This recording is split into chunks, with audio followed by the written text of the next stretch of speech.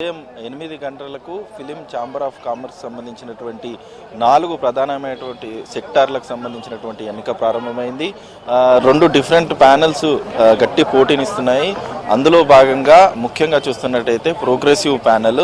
ఈ ప్యానెల్కి సంబంధించి యాక్టివ్గా ఉన్నటువంటి అంటే సినిమాలు ఎక్కువగా నిర్మిస్తున్నటువంటి నిర్మాతలైనటువంటి వాళ్ళంతా కూడా ఈ ప్రోగ్రెసివ్ ప్యానెల్లో ఉన్నారు. అంతేకాకుండా గతంలో ఉన్నటువంటి ప్రొడ్యూసర్లు కావచ్చు, చిన్న ప్రొడ్యూసర్లకు సంబంధించినటువంటి వాళ్ళకు సంబంధించినటువంటి ప్యానెల్లో కూడా మన ప్యానెల్లో ఎక్కువగా ప్రొడ్యూసర్లు ఉన్నారు. ముఖ్యంగా దీనికి సంబంధించి ప్రతి 2 సంవత్సరాలకు ఒకసారి నిర్వహించాల్సినటువంటి ఈ ఫిలిం ఛాంబర్ ఆఫ్ కామర్స్ సంబంధించినటువంటి ఎన్నికలు ఈసారి కొంత లేట్ అయిందని చెప్పుకోవచ్చు.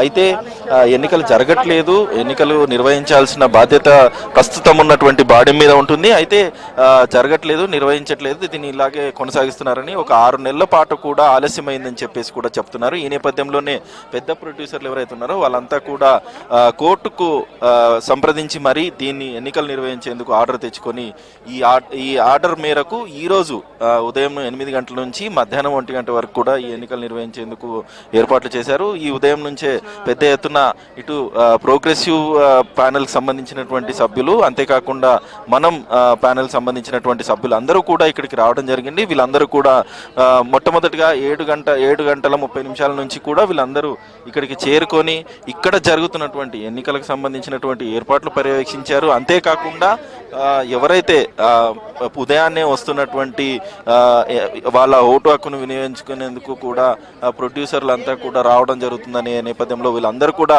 ఉదయం నుంచే ప్రారంభమయ్యారు పెద్ద ఎత్తున. ఇప్పుడు దాదాపుగా ఇక్కడికి ఈ ప్రొడ్యూసర్లకు సంబంధించినటువంటి ఎన్నికలు ప్రధానంగా చూస్తారు. ఎందుకంటే జరుగుతున్నటువంటి 4 సెక్టార్లకు సంబంధించినటువంటి దాంట్లో ప్రధానంగా ఈ ప్రొడ్యూసర్లకు సంబంధించే 1703 ఓట్లు ఉన్నాయి. ఈ నేపథ్యంలో ఇదే ఎక్కువ పెద్ద ప్యానెల్